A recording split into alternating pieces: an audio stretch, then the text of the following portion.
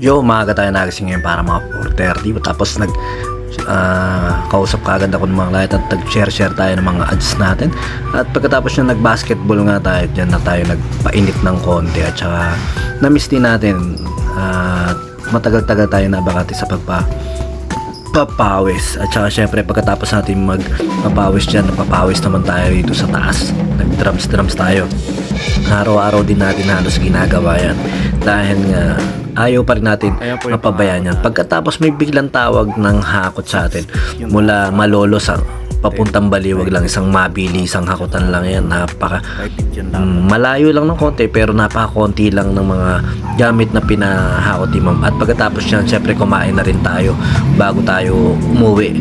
At pagka uwi ko naman, nagbihis na rin ako na isang mabilis dahil pupunta naman tayo syempre sa Aina. Kumbaga yan yung araw-araw na libangan natin ngayon. At magandang libangan yan kasi nga nakakatulong sa pagde-detox ng mga toxin sa ating mga katawan. Ayan, basta yun, hamon na. Basta yan, nakakapag-detox, nakakatulong sa katawan natin na ilabas ng natural. Sa makikita na ihi, dumi, dighay, tooth, basta mga ganun.